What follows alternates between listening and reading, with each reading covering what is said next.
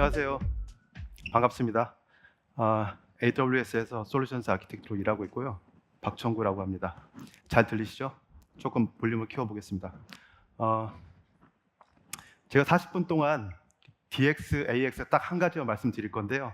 40분 길지 않습니다. 집중해 주십시오. 그럼 시작하겠습니다. 요즘 저희 고객분들 많이 머리가 아프세요. 여러 가지 글로벌리 불확실성이 증가하고 있죠. 사건들이 많습니다. 미국, 중국이 싸우고 있고 우리도 예외는 아니죠. 이럴 때 제 보스들이 늘 하던 얘기가 있으셨어요. 기본기에 집중하자. 우리가 할 수 있는 거에 집중하자. 질문 하나 드려볼까요? 제조업의 본질이 뭔지 기억하시나요? 심플합니다. 좋은 제품, 고객이 원하는 제품 만들고요. 네, 고객이 원하는 가격, 보통은 더 싼 가격 생각하시죠? 네, 그 가격에 어떻게 적기에 제공하는 거, 이게 저희 제조업의 본질입니다. 이걸 근데 잘하기가 쉽지 않아요. 제조업의 본질은 저희 산업혁명 이후에 공장이 만들어지고 나서 백수십 년 지나는 동안 전혀 바뀌지 않았습니다. 똑같아요.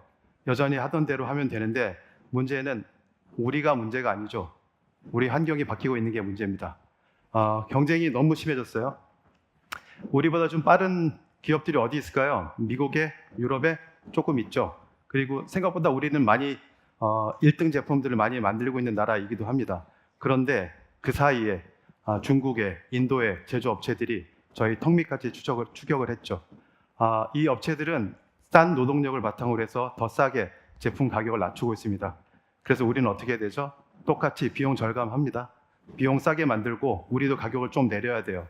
하지만 품질은 제고해야 됩니다. 여전히 우리는 1등 품질을 유지해야 돼요. 경쟁에서 이기기 위해서. 가격을 낮추니까 마진이 떨어지겠죠. 그럼 저희 어떻게 해야 되죠? 신규 사업에 진출해야 됩니다.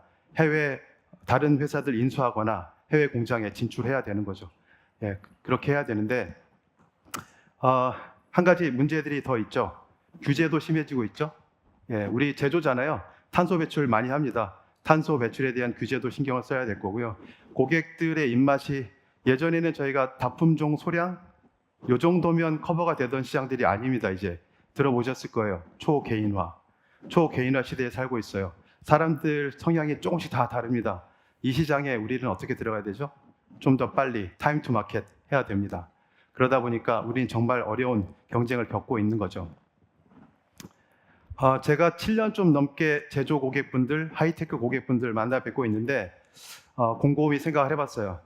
가장 우리 고객들이 많이 하셨던 프로젝트가 뭐였을까? 1등이 뭐였을 것 같으세요?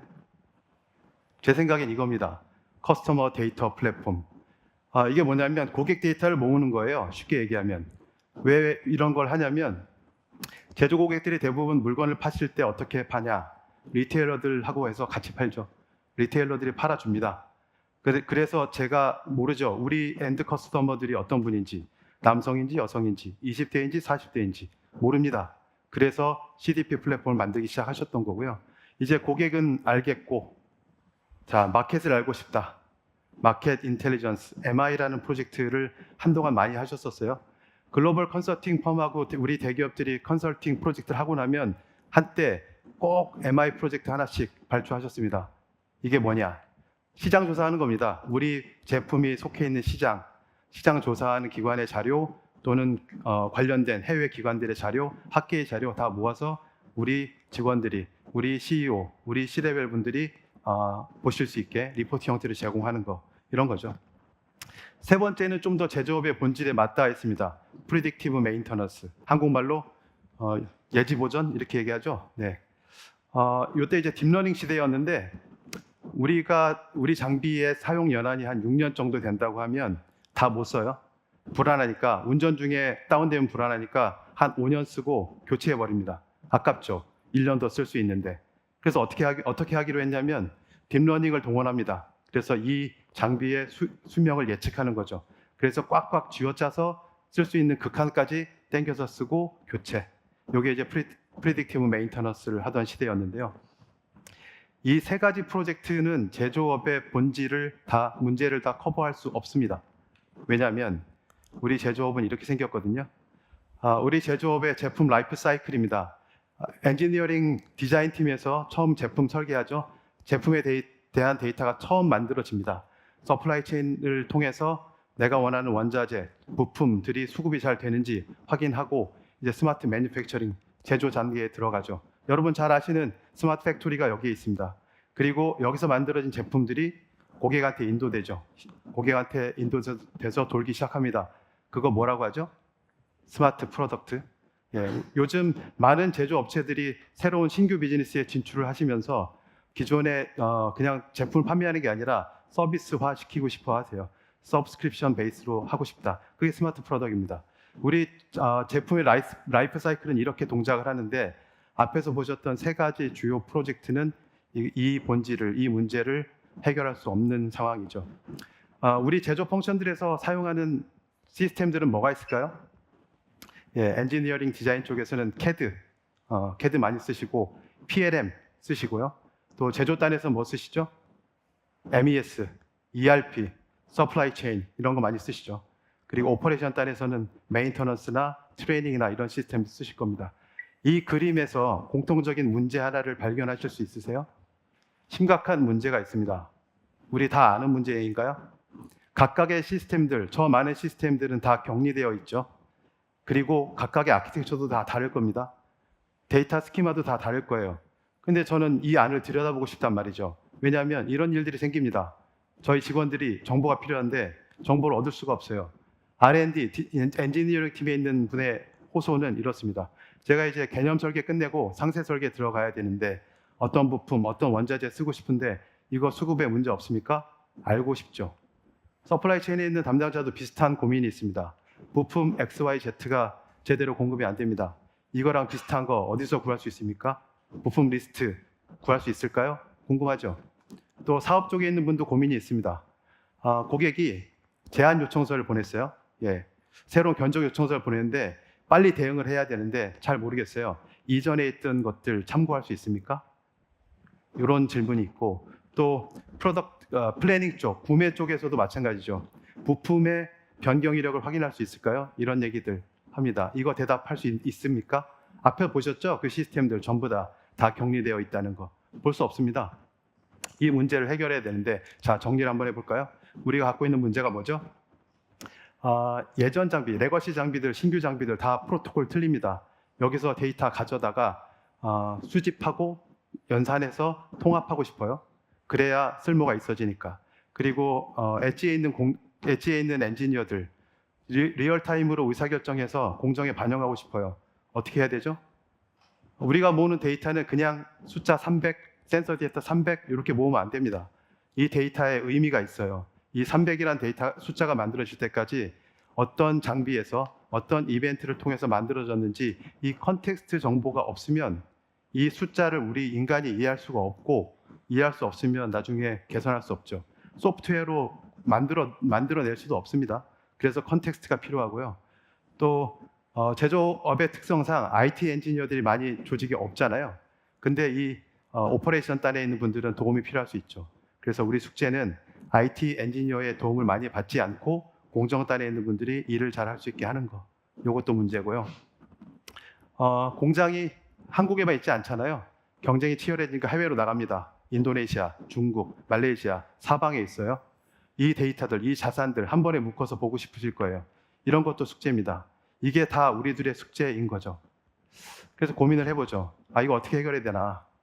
늘 있는 문제인데 오래 고민하셨을 거예요. 저도 한 7년 고민했는데 쉽지 않습니다. 왜냐? 이 문제를 풀려고 등장한 개념이 디지털 트랜스포메이션이에요. DT 또는 DX 다 들어보셨을 거예요. 다 아실 겁니다. 아는데 잘 안 돼요. 왜냐하면 68%, 약 70%의 제조 고객들이 이미 스마트 팩토리 이니셔티브를 하고 계세요. 하고 있거나 할 거다라고 얘기하셨고, 그런데 문제는 디지털 트랜스포메이션을 하고 있는 고객분들 중에 30%도 안 되는 정도의 고객만이 비즈니스 밸류를 느꼈다, 실현했다라고 하셨어요. 문제죠. 더 큰 문제는 우리가 이제 그 디지털 트랜스포메이션을 하면서 POC를 합니다. 파일럿 프로젝트를 하는데 A 프로젝트 한번 하고 아닌 것 같아요. 그럼 다시 B를 합니다. 또 아닌 것 같아요. 다시 C를 해요. 가다 서다를 반복하죠. 네, 요렇게 이런 분들을 저희가 이렇게 부릅니다. 파일럿 프로젝트 지옥에 갇힌 상황이라고. 이분들한테 물어봤어요. 뭐가 문제입니까? 라고 물어보니까 40% 넘는 고객들이 통합이 안 되는 게 문제야 라고 얘기를 하셨어요. 예, 이슈는 통합입니다. 통합이 왜 안 되느냐? 우리 머릿속에 우리 데이터를 어떻게 통합할지에 대한 전략이 없기 때문이에요. 전략이 필요합니다. 포레스트 리서치 리포트를 보면 이런 전략을 가지고 데이터 드리븐 조직에 도달한 기업들이 애뉴얼리 30%씩 성장해요. 로켓이에요. 한 해에 30% 성장. 그런데 안 됩니다. 아무나 할 수 있는 게 아니에요. 99% 기업이니까 100%라고 하죠. 모든 제조기업들, 모든 기업들이 데이터 드리븐을 하고 싶어 해요. 근데 그 중에 26.5%만 그 경지에 도달합니다. 요건 이제 하버드 쪽의 자료인데 한번 정리 한번 해볼까요? 그러면 모든 기업 중에 26.5%의 기업만이 데이터 드리븐의 경지에 도달하고 그 기업들은 30%씩 성장합니다. 어마어마하죠. 로켓이잖아요. 우리도 올라타야 되겠죠. 어떻게? 이쯤에서 디지털의 의미를 좀 돌아볼까요? 우리가 생각하는 디지털 트랜스포메이션 다 다릅니까? 생각을 좀 맞춰보죠. 디지털 트랜스포메이션 첫 번째는 전통적인 제조에서 디지털로 완전히 전환하는 겁니다. 전통적인 제조와 이별하는 거예요. 힘듭니다. 어떻게? 첨단 기술을 끌어안아야 됩니다. IoT. 여러분의 그 에셋들, 자산들, 공장단에 있는 에셋들 전부 다 다른 프로토콜로 동작하죠. 레거시 장비들, 신규 장비들 다 다릅니다. 이거 통합하려면 어떻게 해야 되죠? IoT. 그래서 IoT가 등장했습니다. IoT를 가지고 이 데이터들 다 수집하셔야 돼요. 수집해서 정리하고 저장해야 되죠. 뒤에서 말씀드리겠지만 이 데이터들 어마어마하게 많습니다. 어마어마하게 커요. 2년에 2배씩 성장하는데 이거를 어디에 온프레미스에 저장 못합니다. 다행히 우리한테는 클라우드가 있죠. 클라우드에 저장하시면 됩니다. 그리고 클라우드에 저장하면 한 가지 더 하실 수 있어요. 데이터 드리븐으로 갈 수 있습니다. 클라우드가 제공하는 무수히 많은 데이터 관련 툴들, 애널리틱스 툴들, 여러분 조직 다양하잖아요. 다양한 스킬셋, 다양한 펑션에 있는 분들, 그분들 입맛에 맞는 그런 도구들 다 제공합니다. 그 도구들을 통해서 뭘 해야 된다? 데이터 드리븐. 우리 데이터를 이해해야 되죠. 우리 데이터를 이해해야 그걸 보고 디시전 메이킹을 할 거 아닙니까? 이렇게 해야 되겠죠? 예. 여기까지 도달하게 되면 그 다음은 좀 더 쉬워집니다. 데이터가 있고 의사결정을 할 수 있습니다. 그러면 간단한 소프트웨어로 if else 붙이면 좀 더 나은 자동화가 되겠죠? 예, 자동화 단계가 나가고요. 대부분의 시스템이 클라우드에 올라왔으면 이제 리질리언트 이런 것들은 쉬운 문제가 됩니다. 정말 중요한 워크로드 A가 있습니다. 그러면 자원을 좀 늘려서 이중화하면 됩니다. 리질리언트 늘어나죠. 리질리언스해집니다. 애자일 어떻게 커버하죠? 우리가 지금 신규 사업에 진출해야 되는 일들이 많잖아요. 그때 시스템 사야 됩니까? 아니요. 그냥 EC2 하나 올리시면 됩니다. 애자일하게 일을 하실 수 있는 거고요. 전통적인 제조에서 첨단 제조로 완전히 이별하는 거죠. 사람들 재교육해야 되죠. 예, 스킬도 다 바꾸셔야 되고 부서도 바꿔야 될 수 있습니다. 우리 직원에 대한 전반적인 다 재교육 반드시 필요한 사항이고요. 이제 데이터 드리븐으로 여러분의 공정들이 눈에 보입니다. 어떤 공정들이 비효율적인지 다 보이잖아요. 그러면 어떻게 할 수 있죠? 고칠 수 있습니다. 효율화 시킬 수 있죠. 이피션트하게 만드실 수 있고요. 이피션트해질수록 여러분은 탄소 배출을 덜 하겠죠. 서스테너빌리티도 챙길 수 있습니다. 이제 기업 간의 전쟁입니다. 우리 내부에 데이터가 많이 있습니다. 그러면 우리는 빠르게 우리 기존의 프로덕트를 개선할 수도 있지만 새로운 혁신적인 제품을 만들어서 시장에 제공할 수도 있게 되겠죠. 이때 중요한 게 뭐죠? 시도는 실패를 의미하겠죠. 실패 비용이 쌓여야 됩니다. 실패 비용이 쌓여야지 이노베이션을 할 수 있어요. 예, 클라우드는 실패 비용을 낮춰줍니다. 여러분 안심하고 실패하실 수 있고 그 실패 10개 중에 하나는 이노베이션으로 이어지겠죠. 요즘 점점 더 데이터에 대한 시큐리티 이게 중요도가 높아지고 있죠. 다들 아실 겁니다. 제가 만나는 고객분들 굉장히 좋은 보안팀들 같이 일하고 계시는데 보안팀에게만 우리 데이터를 어디서 노릴지 모르는 이 해커들을 다 막아달라고 부탁하기는 쉽지 않은 문제입니다. 예, 클라우드는 이미 규모의 경제를 이뤘고 많은 보안팀들이 있습니다. 그 보안팀들을 이용하시면 조금 더 안전하게 여러분의 데이터, 여러분의 디지털 트랜스포메이션을 이루실 수 있을 겁니다. 우리 사업 점점 글로벌해지고 있잖아요. 우리 공장 사방에 있고요. 우리 오피스들 중국에, 미국에, 세계 전역에 있습니다. 이 전역을 커버할 수 있는 커넥티비티, 이거 역시 우리 사업의 중요한 부분이 되겠죠. 자, 여기까지 도달하면 여러분이 갖고 있는 KPI들을 대부분 달성하실 수 있습니다. Productivity, Efficiency, Sustainability 전부 다 달성하실 수 있게 되죠. 자, 이제 우리 공장으로 가볼까요? 여러분의 데이터는 어디에 많이 있습니까? IT? 아닙니다. 공장에 많이 있습니다. OT 데이터가 제일 커요. 혹시 아시는 분 계실지 모르겠는데 OT 데이터와 IT 데이터의 비율이 얼마나 되는지 아세요?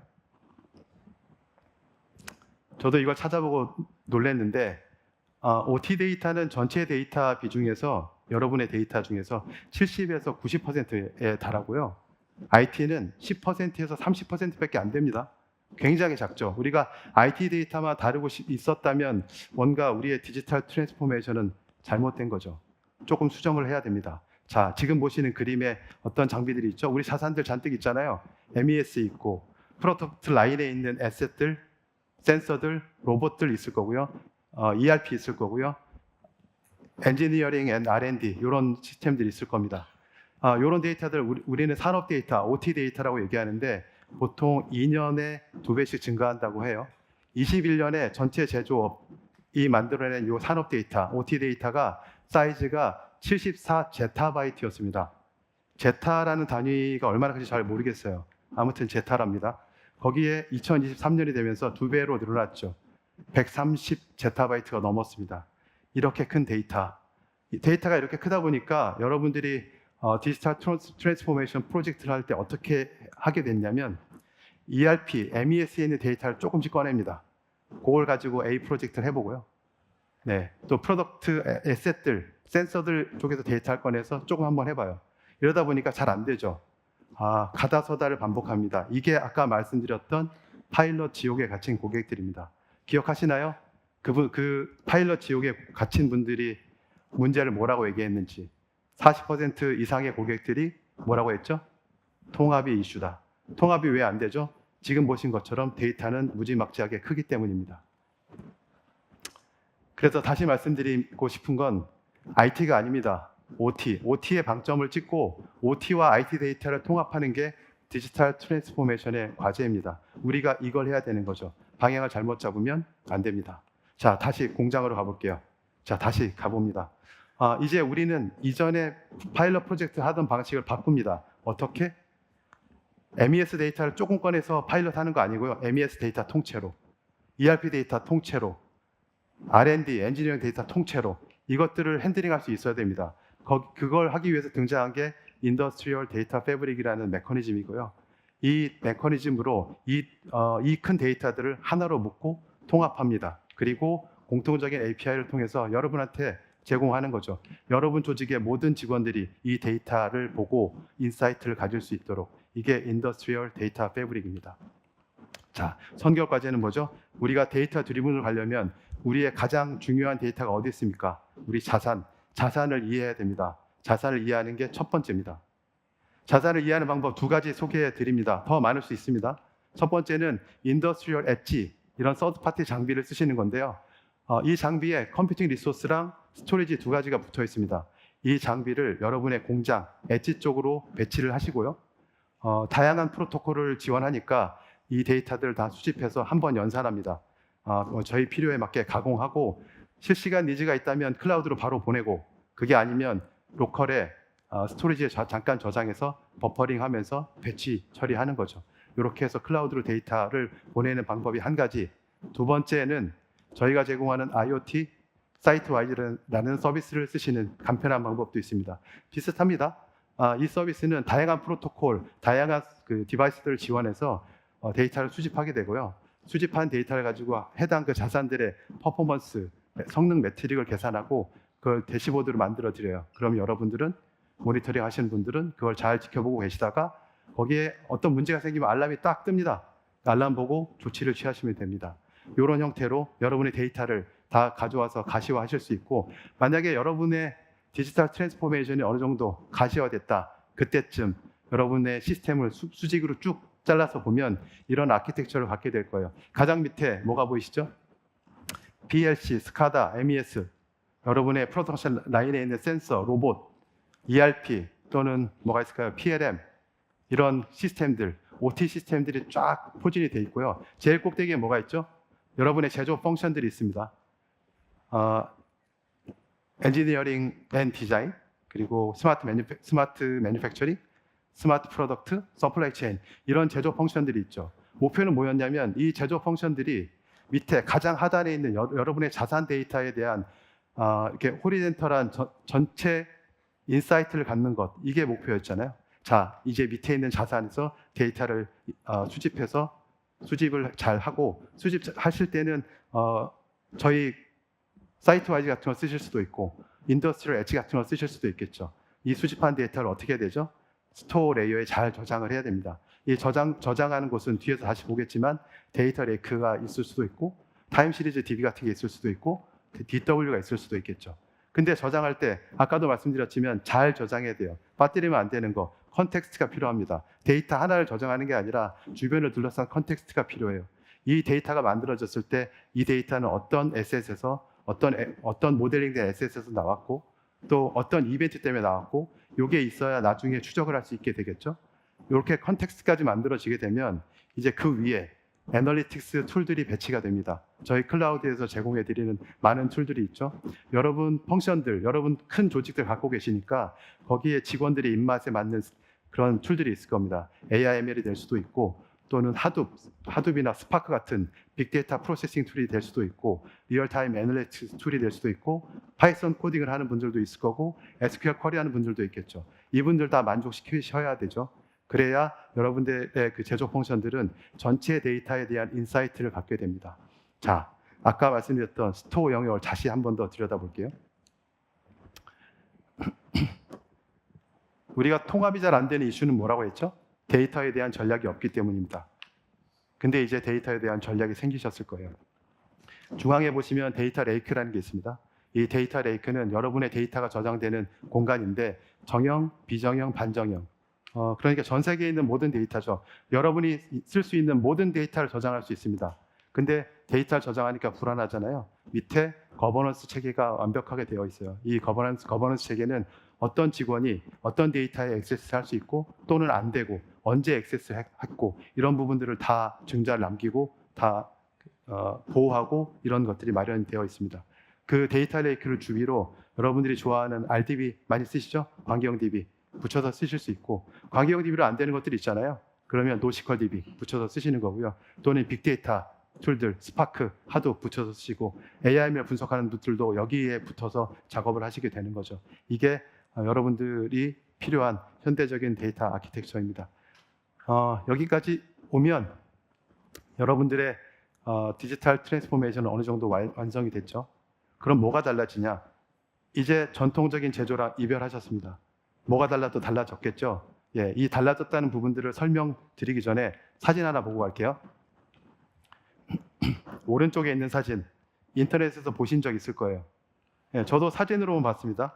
직원이긴 하지만 저건 이제 제프 베조스가 2001년에 레스토랑에서 아마존닷컴을 성장시킬 수 있는 플랜을 고민하다가 고안해낸 플라이 휠이에요. 이렇게 우측으로 시계 방향으로 가속도가 붙어서 돌기 시작합니다. 좀 저거 설명을 더 드려보면 이커머스가 성공하는 데는 세 가지 팩터가 필요하다고 생각했었어요. 프라이스, 셀렉션, 그리고 컨비니언스. 가격이 싸면 좋겠다. 고객들이 좋아하시겠죠. 근데 물건의 선택권 폭도 넓어야 됩니다. 많은 제품들에서 골라서 사야 되잖아요. 근데 이 제품을 찾아서 장바구니에 넣고 구매 버튼을 누르기까지 오래 걸리고 불편하면 안 되겠죠. 편리해야 됩니다. 이 세 가지가 만족이 되면 고객의 만족도는 높아지겠죠. 자, 이제 오른쪽 사진으로 와서 고객의 만족도가 높아지면 당연히 트래픽이 늡니다. 점점 많은 고객이 몰리겠죠. 그러면 당연히 이 시장이 활성화가 되니까 판매자들도 많이 늘어날 거예요. 셀러들이 늘어납니다. 셀러들이 늘어나면 어떻게 되죠? 가격 경쟁을 그들끼리 하죠. 그럼 가격이 싸집니다. 이렇게 선순환 구조를 도는 게 아마존의 플라이휠인데요. 이제 여러분의 제조 펑션들도 이런 플라이휠들이 돌기 시작합니다. 점점 가속화돼서 점점 좋아지는 거죠. 그 이유는 뭐죠? 그 동의는 데이터입니다. 데이터가 너무나 잘 관리되어 있고 조직 전체의 데이터가 인사이트 있게 다 재편되어 있기 때문이죠. 엔지니어링과 디자인 쪽 부서를 좀 볼까요? 이분들은 어떻게 일을 하게 되죠? 이미 이제 데이터가 많이 쌓여 있습니다. 그래서 신제품을 만들 때 고려할 수 있는 것들, 테스트할 수 있는 그런 데이터들이 많아지죠. 그러면 테스트 기간이 짧아지겠죠. 기존에 또 그 설계 문서들, 설계를 테스트하잖아요. 테스트할 때 프로토타이핑을 만들 필요가 없습니다. 이제는 디지털 트윈이나 3D 모델링, 그 공간, 가상 공간 안에서 시뮬레이션이 끝납니다. 더 빠르죠. 반대 오른쪽에 있는 스마트 프로덕트 쪽으로 가볼까요? 이제 여러분들의 제품은 공기청정기나 스마트 베드나 TV나 에어컨이나 뭐가 있을까요? 냉장고, 이런 식으로 다 커넥트 디바이스로 동작하죠. 고객이 어떻게 쓰고 있는지 다 훤히 보입니다. 그 데이터를 쌓고 계실 거예요. 그 불편을 개선하기 위해서 소프트웨어 개선해서 OTA로 쫙 배포하죠. 예, 이거 순식간에 이루어지고요. 이 데이터들 다시 R&D 쪽에 쌓입니다. R&D에서 신제품 개발할 때 다시 참고하게 되죠. 공장은 어떻게 되죠? 엣지에 있는 공장 엔지니어가 바로바로 실시전으로 디시전 메이킹 하죠. 공장에 잘못된 것들, 비효율을 고쳐나갑니다. 당연히 효율화가 됩니다. 그럼 뭐가 좋아집니까? 수율이 좋아지죠. 예, 이렇게 세 개의 제조 펑션들이 돌기 시작하고 각각만 도는 게 아니죠.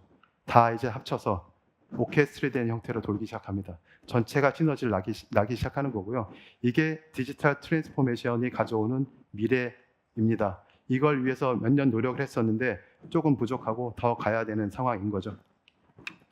자, 디지털 트랜스포메이션의 그 궤적들을 좀 단계들을 볼까요? 가장 수평축에는 디지털 성숙도고요. 이 수직은 밑에 쪽은 매뉴얼한 프로세스에서 위로 갈수록 자동화된 프로세스입니다. 우리가 전통적인 제조를 탈피, 이별하고 우측으로 가고 있죠. 우리 어디쯤 와 있나요? 이제 소프트웨어 드리븐 자동화쯤 와 있을 것 같습니다. 이 정도는 됐죠. 자, 뭐가 남았죠? 무인 자동화, 꿈의 영역입니다. 그런데 요즘 뉴스 많이 보신 분들은 이런 얘기 들으셨을 것 같아요. 피지컬 AI 들어보셨나요? AI인데 피지컬 AI라고 합니다. AI가 우리 스마트폰 또는 서버 또는 챗봇 같은 데 갇혀 있는 게 아니라 물리 공간으로 나와서 그 사물들과 결합을 하는 겁니다. 그 중에 뭐가 있을까요? 그 중에 가장 중요한 거 로봇하고 결합합니다. 공장에서 사용되는 로봇 많이 보셨을 거예요. 코봇, 협동 로봇이라고 하죠. 인간하고 같이 자동차 조립하는 정도.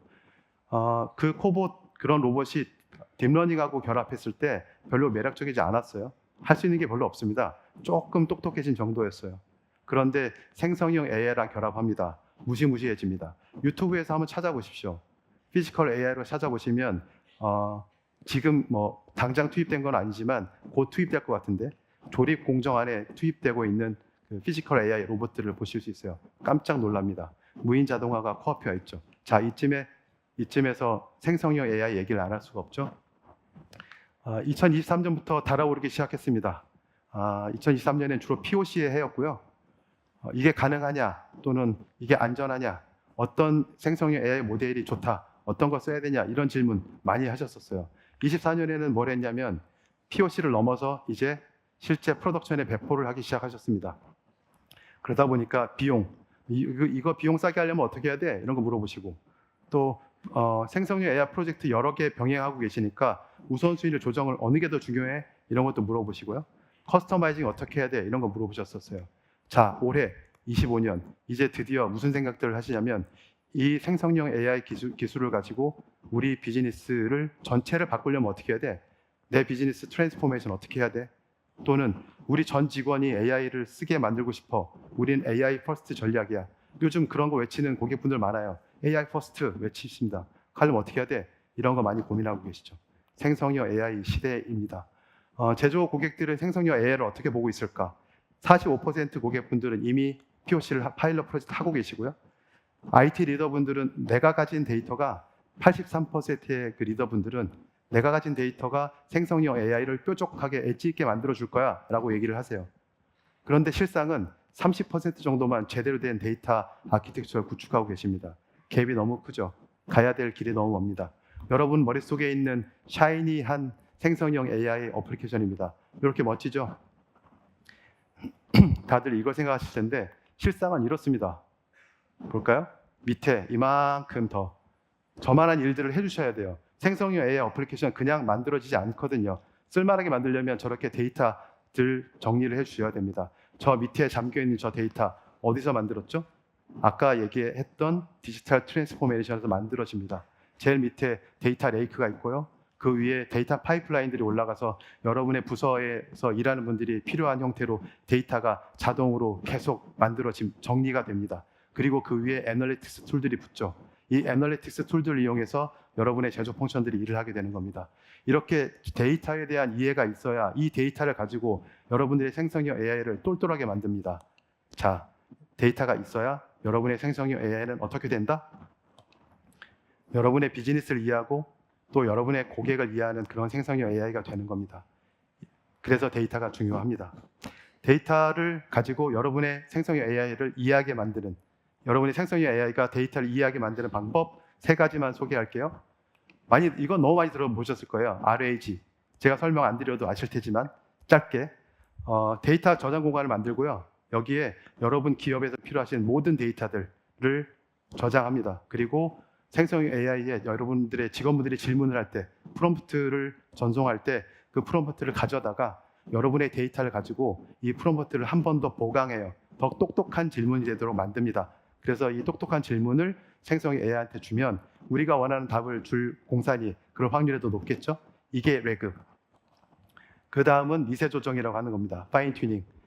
우리 업의 단일 태스크 정도를 이해할 수 있게 생성형 AI를 튜닝하는 건데 대단히 많은 자료가 필요하진 않고요. 적은 수의 레이블링 된 자료를 가지고 추가 학습을 시키면 이렇게 되고요. 마지막으로 조금 더 많은 데이터를 줘서 학습을 시키는 거고, 이 경우에는 단일 태스크가 아니라 좀 더 넓은 범위의 업무 전체, 우리 도메인을 이해하게 생성형 AI를 만드는 방법입니다. 이렇게 여러분의 데이터를 가지고 생성형 AI를 똑똑하게 만드시면 되고요. 제조업에서 많이 쓰는 생성형 AI 유즈 케이스입니다. 짧게 설명 좀 드려보면 제일 중요한 건 프리딕티브 메인터넌스. 아까 딥러닝 기반의 프리딕티브 메인터넌스랑 다릅니다.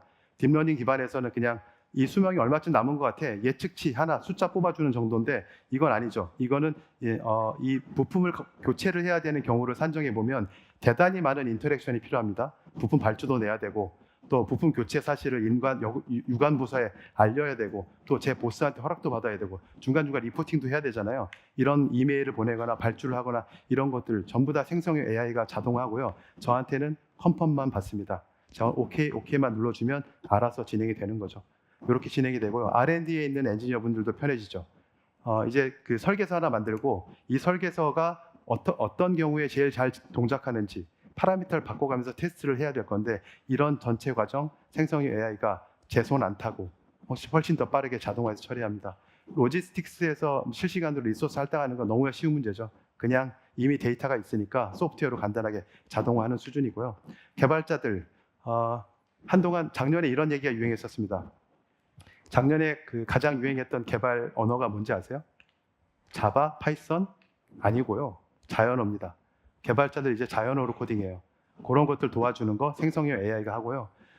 도큐먼트 프로세싱, 도큐멘트 요약해서 요약 알려줘, 챗봇이 물어보는 거, 이거 너무나 많이 쓰시는 거고, 마지막에 있는 제너레티브 비즈니스 인텔리전스, 요게 요즘 핫합니다. 약어로 젠 BI라고 부르는데, 예전에 BI는 대시보드를 만드는 팀 담당자가 만들어 주시면 월요일날 우리 상무님, 대표님 출근하셔서 그 대시보드 보시고 확인하잖아요. 우리 매출이 잘 가고 있구나. 근데 거기 없는 데이터를 보려면 어떻게 되죠? 그 담당자한테 물어봐야 되죠. 전화하시거나 이메일 쓰십니다. 그거 아니고 이제 자연으로 물어보시면 돼요. 그러면 대시보드에 없는 정보 그냥 알려드립니다. 이런 케이스에 많이 쓰고 계시고요. 만약에 AWS에서 생성형 AI를 구현하시겠다 싶으면 하나만 기억해 주십시오. 많지만 첫 번째 거 하나만은 기억해 주세요. 아마존 베드락입니다. 이 베드락의 좋은 점은 뒷단에 굉장히 많은 모델들을 저희가 제공하는데 아시겠지만 지금 어떤 모델이 1등이라고 얘기할 수가 없어요. 자고 나면 각축전입니다. A가 좋았다가 B가 좋았다가 C가 좋았다가. 그래서 앞에 저희는 인터페이스 하나 붙이고요. API를 쓰시면 인터페이스 하나 표준으로 이 모든 그 모델들을 액세스 하실 수 있습니다. 필요에 따라서 파라미터만 바꾸면 그냥 모델을 체인지할 수 있는 거죠. 그게 베드락이고 그 뒤에 3가지 아마존 Q라는 게 붙어 있는 것들은 아마존 Q는 생성형 AI 기반 어시스턴트로 생각하시면 될 것 같아요. 서플라이 체인에 붙어 있는 Q는 서플라이 체인이란 저희 서비스를 자연어로 컨트롤할 질의할 수 있으시다는 거고, 퀵사이트는 저희 BI 서비스입니다. 마찬가지로 자연어로 BI 툴에 질문하실 수 있는 거고, 아마존 Q 디벨로퍼는 말씀드렸던 개발자들이 자연어로 코딩할 수 있는 툴. 그리고 제일 마지막에 있는 건 제일 첫 번째에 있는 베드락하고 반대점에 있는 겁니다. 베드락이 API로 편안하게 그냥 가져다 쓰는 거라면 좀 더 커스터마이징하게, 좀 더 밑단에서 직접 제어하실 수 있게 드리는 게 세이지메이커 점프스타트고, 모델을 직접 배포해서 쓸 수 있는 겁니다. 마지막 보너스로 2024년 4월에 독일의 하노버에서 제조 박람회가 열렸습니다. 아시는 분들은 아실 거예요. 글로벌하게 조금 잘 나가는 제조기업들 전부 다 저기 오세요. 그 박람회에서 핫했던 OT에 접목되어 있는 생성형 AI 사례 3가지만 정리하겠습니다. 요 첫 번째 보고 계시는 거는 도요다 케이스인데요. 저희가 겪고 있는 문제랑 비슷하죠. 숙련공들이 은퇴하기 시작했습니다. 이분들 근데 이제 후학들 가르치라고 하면 잘 못하세요. 왜냐하면 이분들이 본인들이 이 일을 배우셨을 때 본인들의 선배 어깨너머로 배우셨거든요. 쉽지 않습니다. 그래서 어떻게 했냐면 이분들이 필드에서 일을 하실 때 전화 통화하면서 본부에 있는 분들과 같이 일을 하거든요. 본부 쪽에서 이 통화를 녹음합니다. 녹취하고 텍스트로 바꾸고 그걸 생성형 AI로 분석해서 자산화하는 거죠. 이렇게 되면 이분들이 은퇴해도 이분들의 난리지는 남게 되겠죠. 두 번째 사례는 왼쪽에 보시는 도면이 P&I 도면이라는 건데, 언뜻 봐도 저는 잘 모르겠어요. 이 일 하시는 분 잘 아실 것 같은데 복잡합니다. 일반인이 이해할 수 없어요. LLM에 이런 도면들을 공부시킵니다. 학습시키고 나중에 이제 오른쪽에는 챗봇 인터페이스인데 챗봇으로 물어보는 거죠. 저 도면 하나 주고 이게 어떤 공정이야? 여기에 사용된 장비 리스트, 자산 리스트 좀 알려줘. 그러면 오른쪽에 보시는 것처럼 우리가 이해할 수 있는 언어로 풀어서 알려줍니다. 이런 시스템의 좋은 점은 이런 질문을 할 수 있겠죠. 새로 도면 하나를 또 던져주고, 자, 이 도면에 열 효율을 개선하려면 어떻게 해야 돼? 그럼 알려줄 겁니다. 스위치 하나 더 다세요. 밸브 하나 더 다세요. 라고 알려줄 거예요. 이런 시스템이 있고요. 마지막 사례 하나는 비전입니다. 딥러닝 시대에는 비전 검사를 어떻게 하셨냐면, 여기에 카메라 설치하고요. 그리고 밑에 이제 벨트가 지나가죠. 그리고 이제 제품이 하나씩 그 카메라에 돌아오는데, 이때 제일 중요한 건 빛의 조도. 빛의 조도가 바뀌기만 해도 절대 못 맞춥니다. 그리고 그 전에 뭐 해야 되죠? 딥러닝으로 수십만 장의 이미지를 넣어서 분량이 어떤 게 분량인지를 알려주는 트레이닝, 훈련을 시켜야 됩니다. 이 비용이 만만치 않아요. 시간도 만만치 않습니다. 이제 그렇게 하는 게 아니고 그냥 LLM, 생성형 AI를 가지고 비전 검사를 합니다. 레퍼런스 할 사진 하나를 주고요. 왼쪽 편에 보면 합판인데 합판의 정상 상태를 레퍼런스 할 수 있는 사진 하나 주고, 그 다음에 불량 사진들을 주면서 물어보는 거죠. 야, 이거 불량이야? 라고 물어보는 거고요. 오른쪽은 손입니다. 멀쩡한 손, 상처가 없는 손을 하나 주고, 이게 정상이야, 안 다친 손이야. 그리고 왼쪽에 있는 사진은 손가락 쪽에 빨간 반점이 있죠. 긁혔는지. 저건 이제 상처가 있다고 판단하는 거죠. 좋은 점은 훈련할 필요가 없습니다. 훈련하기 위해서 훈련하는 시간도 필요 없고 훈련하는 이미지를 모을 필요도 없고요. 왼쪽 편에 있었던 과거의 딥러닝 기반의 비전 검사는 문제가 하나 있습니다. 엣지 케이스를 잡으려면 너무 힘들어요. 우리가 모든 케이스를 사진 찍어서 훈련시킬 수 없기 때문에 엣지 케이스가 등장하는데, 이 엣지 케이스가 왜 엣지 케이스입니까? 등장하지 않기 때문이에요. 그럼 억지로 만들어야 되죠. 쉽지 않습니다. 이렇게 3가지가 하노버 메스에서 대박 히트를 쳤습니다. 마지막으로 정리를 좀 하겠습니다. 오늘 꼭 잊지 않으셨으면 하는 거 2가지만 말씀드릴게요. 디지털 트랜스포메이션에 정말 중요한 건 IT가 아닙니다. OT입니다. 왜 OT죠? 잊지 마십시오. 아까 말씀드렸죠? OT 데이터의 비중이 70%에서 90%입니다. IT만 해서는 의미가 없습니다. 이런 얘기 있죠. 방향이 틀리면 속도는 무의미하다라고. 방향을 잘 잡고 가셔야 됩니다. OT 신경 쓰셔야 되고요. 이렇게 디지털 트랜스포메이션 하셔서 데이터 파운데이션 견고하게 모으셔야 이 데이터를 가지고 여러분의 생성형 AI를 똘똘하게, 여러분의 비즈니스를 이해하고 여러분의 고객을 이해하실 수 있게 만드실 수 있습니다. 여기까지 말씀드렸고요. 이제 곧 점심시간인데 점심 드시고 나서 다시 돌아와 주십시오. 이 뒤에 현대자동차 세션, 현차, 포스코, 경동나비엔, 그리고 삼성물산의 인사이트풀한 세션들이 기다리고 있습니다. 고맙습니다.